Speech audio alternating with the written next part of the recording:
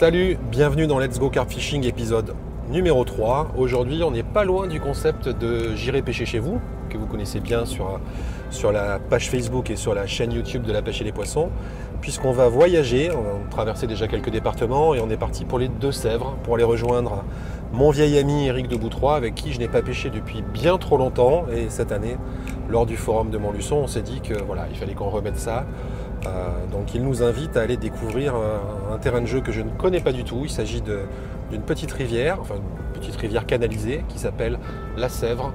Et donc on va aller rejoindre le commandant Eric de Boutroy, que vous connaissez tous très bien à travers ses écrits, que ce soit dans Mediacarp, depuis peu également dans le magazine La pêche et les poissons, où il a relancé la rubrique sur la pêche de la carpe, et également sur les 3 ouvrages que beaucoup d'entre vous ont pu apprécier et acquérir, et que je vous encourage, si ce n'est pas déjà fait, à lire, parce que, allez, je le dis tant qu'il n'est pas avec moi, pour ne pas heurter sa modestie, mais allez, avec Philippe Lagap, c'est probablement l'un, sinon la plus belle plume de la presse halieutique. Allez, je vous laisse et je vous retrouve tout de suite. Salut Eric. Salut Olive. Ça fait combien de temps qu'on n'a pas pêché ensemble? Oula. Comme disait Papy. Ouais, je sais plus. Ah, je crois que ça date de 2014. Bah, ce Ça matin. fait presque 10 ans. Ouais, on a pêché ce matin ensemble, ça c'est vrai, puisqu'en fait on a commencé par pêcher un peu ce matin, on a fait quelques images pour assurer un peu le coup, on va dire, pour assurer la pêche. Et puis là on s'est posé un peu et puis on va discuter. J'aimerais que tu me parles un petit peu de l'endroit où on est, parce que on est chez toi, c'est tes terres. Ouais. Donc on est dans le marais Poitevin. Alors le marais Poitevin c'est grand, hein, c'est une grande zone humide. C'est la deuxième de France après la Camargue. Ça fait à peu près 100 000 hectares à quelque chose près. C'est sur 3 départements, donc là on est en Deux-Sèvres. Mais le marais, il est... donc en Deux-Sèvres, c'est ce qu'on appelle le marais mouillé. Je vais t'expliquer un petit peu. En Vendée, enfin un bout de la Vendée, et puis c'est le marais desséché. Et puis après, plus au littoral, c'est le marais littoral. Et il y a un bout du marais mouillé aussi, qui est sur la Charente-Maritime, parce que voilà, c'est vers Bazoin, là c'est la confluence des 3 départements. Donc c'est quoi le marais? Alors c'est essentiellement la Sèvre, hein, la Sèvre niortaise que l'on pêche en ce moment, là, parce que les deux Sèvres, il y a la Sèvre niortaise et la Sèvre nantaise. Donc là on est sur la niortaise. Et dans le marais mouillé, il y a plein ce qu'on appelle des conches, c'est-à-dire plein de petits canaux qui maillent une partie du territoire. Et en fait c'est une réserve d'eau. Voilà. Alors, si tu peux nous parler un petit peu plus particulièrement donc, de cette Sèvre niortaise, sur voilà, on y pêche la carpe, c'est une rivière qui est assez proche de l'ambiance d'un gros canal finalement. Ouais, elle n'est pas très large. Fait, alors, non. Combien on a? On a 30 mètres? Ouais, ça dépend des endroits, mais c'est une trentaine de mètres. Donc on va dire de Niort jusqu'à la Vendée, là où on pêchait ce matin, là, on était à la limite de la Vendée. Il y a, allez, on va dire, une bonne trentaine de kilomètres. Et ça, c'est une succession de biefs. Donc les biefs, c'est des écluses, voilà, et entre chaque écluse, il y a un bief. Il y a des petits biefs qui font 1 ou 2 kilomètres, et ça, c'est un des plus grands, là, qui fait plus d'une dizaine de kilomètres. Alors c'est vrai qu'il n'y a pas trop de courant, parce que pareil, au 19e siècle, dans le secteur, on a commencé à faire de l'agriculture intensive, et je ne sais pas si tu as vu, il y a pas mal de maïs, etc. Donc il y a aussi des problèmes. Tu as entendu parler des manifestations à Sainte-Soline il n'y a pas très longtemps, qu'on fait l'actualité avec les histoires des méga bassines, etc. Donc il y a une vraie problématique entre guillemets de partage des usages de l'eau. L'avantage, c'est qu'au 19e siècle aussi, ils ont fait des barrages. 19e, 20e d'ailleurs, ils ont fait des barrages, donc le barrage de la touche Poupard qui permet d'alimenter, de maintenir le débit d'étiage de la Sèvre. En Vendée, ils ont fait Mervan, Albert, Pierre-Brune pour maintenir le niveau de la Vendée. Voilà. Donc il y a toujours, tu vois, il n'y a pas beaucoup de courant. Ouais, effectivement, ouais. On n'a pas besoin de pêcher avec des plombs très lourds d'ailleurs, c'est surprenant. L'hiver, si. L'hiver, oui. L'hiver, tu es obligé de pêcher des fois, ça ne tient pas en pleine. Ouais. D'ailleurs, on appelle dans le marais l'inondation, on appelle ça l'évaille. Quand l'eau, parce qu'en fait, il y a très peu de dénivelé. Il y a, je te disais, c'était le golfe des Pictons. Je crois qu'il doit y avoir 8 mètres entre le niveau de la mer et les endroits les plus hauts dans le secteur. Il doit y avoir 8 mètres, c'est-à-dire c'est ridicule, c'est plat. Voilà. D'accord. Donc non, l'hiver, oui, tu es obligé Donc de plomber. ça déborde assez facilement.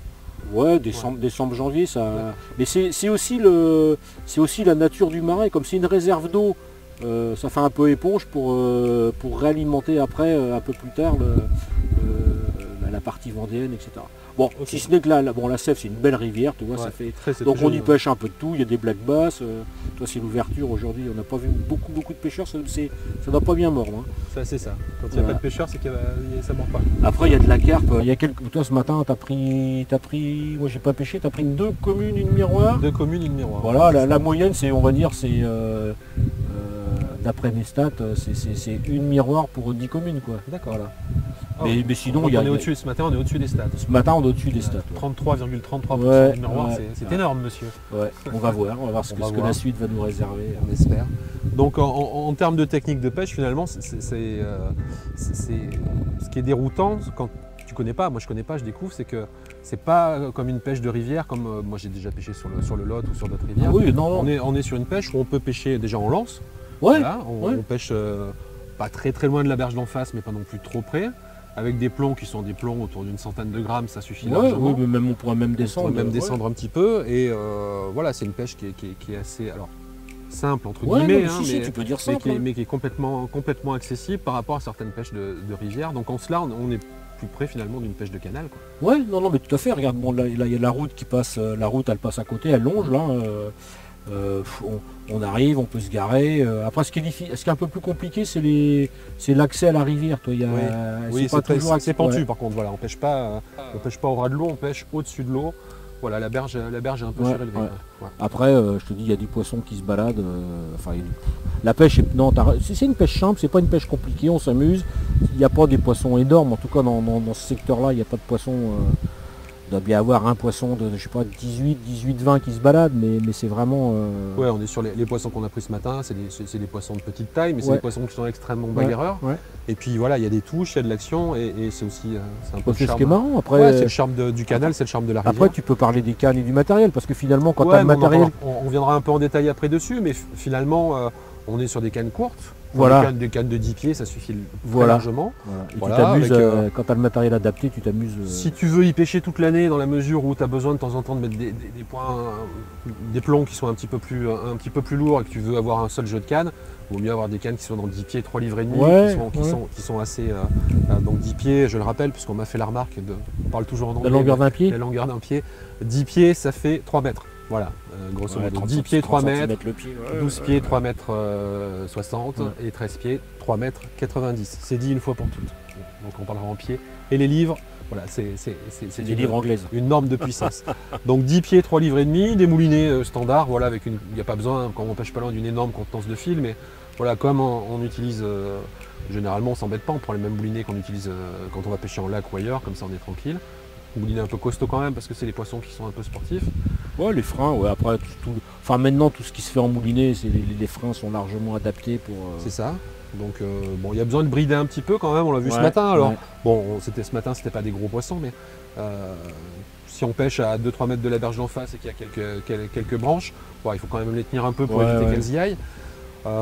Moi j'ai été aujourd'hui en nylon, je crois que je suis en 36 centièmes, toi tu dois être en 40 centièmes parce que c'est ce que tu avais sur le moulinet. mais Oui. Bon, ça passe Ouais, non, mais tranquillement. ça passe crème, ouais. Ça pourrait être de la tresse, quoique la tresse en eau courante, ça prend un peu plus le Quand il y a du donc- courant, c'est ça. Quand donc, il y a du courant, c'est chiant l'hiver. En fait, la consistance de la tresse, qui est, comme son nom l'indique, un enchevêtrement de fibres, fait que ça prend plus l'eau et ça a tendance à tirer dans le courant. Donc le nylon glisse plus, parce que c'est une surface lisse, et c'est plus adapté à la pêche dans le courant. Et puis l'avantage aussi, c'est que comme on pêche pas très loin et qu'il faut brider, avoir du nylon, c'est un petit peu d'élasticité. Ouais, donc, ça amortit un peu. J'ai pêché à la tresse, mais ça m'arrive de pêcher à la tresse en grand lac, etc. Mais là, j'aime autant le nylon parce que effectivement, ça amortit. Faut que tu brides. Bon, les cannes, elles font amortisseur, mais j'ai l'impression de décrocher moins avec du gros nylon. Donc, Bon, bah, écoute, impeccable. Voilà, après, que dire de plus, des hameçons costauds de préférence. ouais, faut Parce pas, que, bon, faut on pas tire que un ça. peu dessus, Oui, ben donc, voilà. voilà, on oublie les hameçons un peu fin de fer qu'on pourrait utiliser quand on pêche en plan d'eau sur les pêches fines. la taille adaptée aux appâts. Aujourd'hui, on pêche à la bouillette, pop-up. Et alors toi, tu es entièrement la pop-up? Là, oui, moi j'aime bien. Bon, j'ai amorcé un petit peu, hein, voilà. Parce que finalement, les poissons ils naviguent. Donc si tu prends l'habitude de les nourrir un peu à un endroit, tu as plus de chances de les concentrer. Et puis mais donc j'amorce évidemment avec des bouillettes denses. Voilà. Ouais. Et puis j'aime bien pêcher à la pop-up parce que je suis à peu près sûr que c'est toujours pêchant. Voilà. Mais idéalement, quand on amorce avec un type de bouillette, c'est loin d'être sot. C'est loin d'être sot de pêcher avec les mêmes bouillettes que celles d'amorçage. Mais... Ah oui, c'est ça. Donc moi ce matin, on pêchait à 2 cannes ce matin uniquement, voilà, pour prendre un peu la température. J'en avais une qui était à la pop-up. Voilà, donc en montage, on est sur des spinner rigs parce que ça marche partout et c'est extrêmement pratique. Il n'y a pas besoin de réfléchir. On en a quelques-uns dans nos boîtes, donc on les monte. Et puis j'ai mis quand même une canne avec une bouillette dense et finalement on a fait du poisson aussi avec. Voilà, faut pas les deux cannes ont démarré. Donc, faut pas forcément trop réfléchir. Voilà, c'est des poissons qui bougent beaucoup, qui vont se nourrir de façon opportuniste. Hein, ils vont trouver de la nourriture et puis le fait d'avoir préamorcé un petit peu aussi, ça gâche rien quand on peut. Après, on peut pas toujours. Hein, si on part en session à l'autre bout de la France, on n'aura pas forcément préamorcé. Mais je sais pas si on aura le temps, mais on peut pêcher en stalking, tu sais, d'essayer de faire à une seule canne. À citer dessus, en général, écoute, on verra peut-être parce que j'ai amené une canne de 7 pieds que je veux tester, qui m'a l'air sympa. Donc pourquoi pas, voilà, des cannes. Alors stalking, pas forcément au flotteur, stalking, voilà, juste. On pêche une canne, un spot, on pêche un soluble et on bouge. On pêche une heure et on pêche ça. Si dans l'heure t'as pas de touche, tu fais un poste, voilà, et puis dans la journée tu peux faire 5-6 postes, voilà. Bon, parfait. Écoute, on va essayer de faire en sorte que ça déroule. Bon là de toute façon on peut rien faire de plus, les cannes sont à l'eau. Non. Voilà, donc si on n'a pas précisé une chose, c'est qu'on met systématiquement une chaussette soluble avec des bouillettes, des copeaux de bouillettes. Moi j'ai mis un petit peu de pelé aussi parce que j'aime bien le pelé, ça diffuse assez à différentes vitesses puisque on peut en mettre du 3 mm, du 5 mm, du 8 mm. Je mélange ça avec des morceaux de bouillettes. Ça permet de ne pas s'en mêler quand on lance et puis ça fait toujours la classique petite tache qui va bien. Ouais, puis t'es à peu près sûr d'être pêchant. C'est ça, voilà, effet mécanique, effet attractif, donc c'est parfait. Voilà, donc, après, on regardera un peu plus en détail la partie montage par la suite, et puis la partie matérielle pour voir un peu le type de canne, le type de moulinet. Bon, écoute, on fait la sieste? On l'a bien mérité? Ouais, on a mangé, on a bien mangé. Bien mangé. C'est rare qu'on mange mal, nous, de toute façon. Non, on a mangé des produits de chez toi, là. Ouais, on a mangé des produits de chez moi, et puis de toute façon, on n'est pas les derniers pour taper dans la gamelle. Hein. Non. Non, ça c'est sûr. Ah, bon, c'est comme ça. Au pays de Gargantua et de Rabelais, voilà, exactement. C'est bien d'être des vrais bons vivants. Donc, allez, on va essayer de prendre un poisson. On va essayer. C'est parti. Ciao.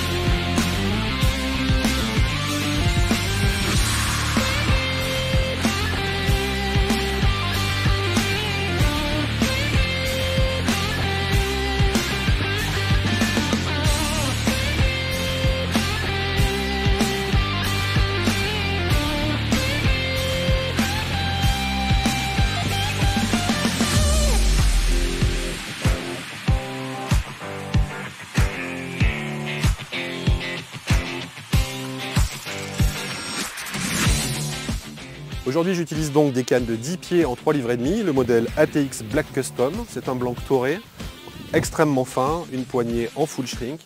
Une canne qui est à la fois nerveuse et puissante, qui permet de pêcher en toute saison.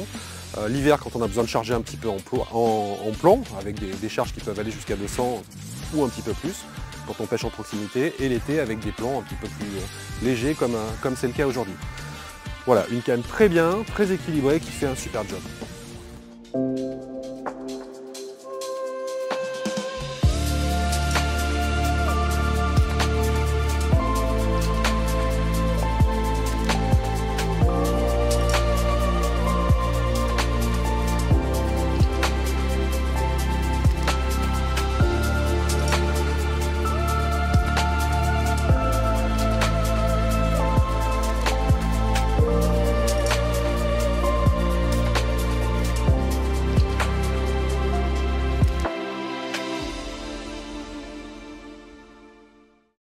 Allez, on est de retour pour le deuxième jour et là on va faire quelque chose de beaucoup plus simple. Une seule canne de 7 pieds, hein, toujours la gamme ATX. Vous voyez, un petit soluble, une pop-up, un montage spinner rig. On va lancer ça et on va espérer essayer d'attraper un petit poisson en direct si on peut.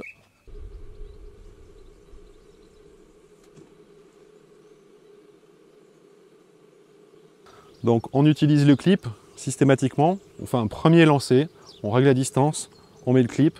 Ensuite, on ramène, on attache notre bas de ligne avec notre stick. Comme ça, on est sûr qu'on ne termine pas dans les arbres en face. C'est mieux. Je dis ça parce que c'est un peu ce qui s'est passé hier matin. Ouais, juste un pic, ça suffit largement. On règle le frein du moulinet un petit peu serré.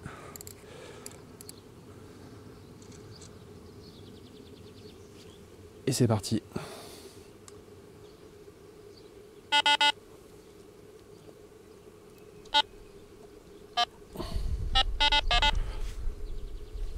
Allez, let's go, carp fishing.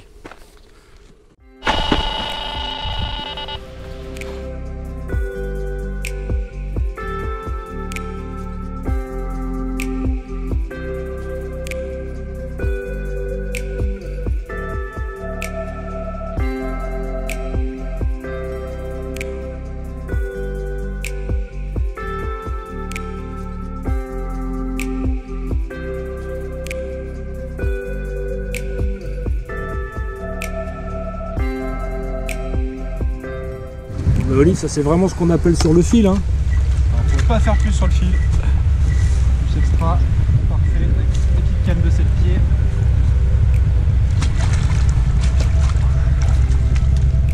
Yes! Excellent. Bon adopté franchement, hein. Les 10 pieds sont extraordinaires. Alors 7 pieds, bras de levier super court sur les combats, on bride tranquillement. Pas d'encombrement, on passe nettement plus facilement sous la barrière parce qu'avec les 10 pieds c'est moins simple. Voilà, pas d'encombrement, je crois qu'on a trouvé les cannes parfaites pour la petite pêche de rivière et pour la baroude.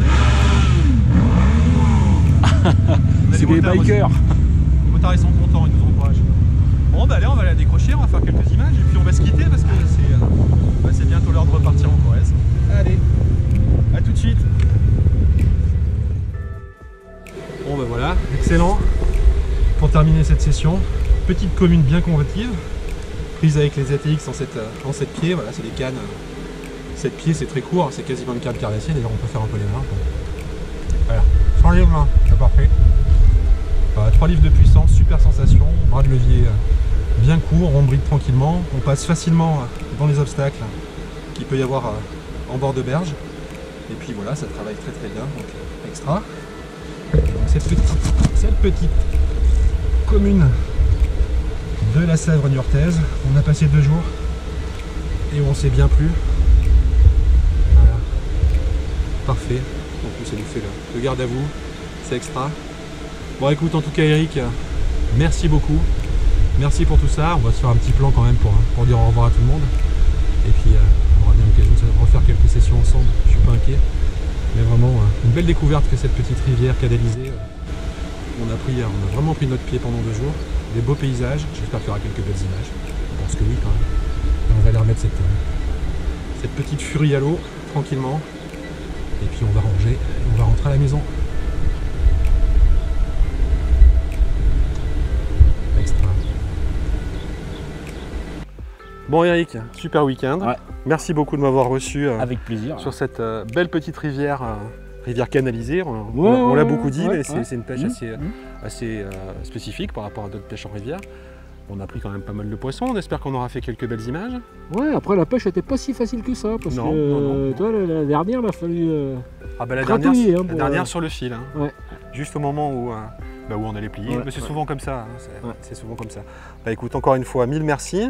On va se retrouver très vite pour d'autres épisodes de Let's Go Carp Fishing et je crois qu'on va garder ce principe d'aller pêcher chez vous. Ah ouais. Hein. Alors là, en l'occurrence, c'était chez toi. La prochaine fois, j'ai une petite idée. Je pense que ça risque de se trouver quelque part au nord du Limousin. Et Lolo, si tu m'entends, à très bientôt pour le prochain épisode de Let's Go Carp Fishing. Lolo, si tu nous entends. Salut. Salut. Bon. Ouais. Allez.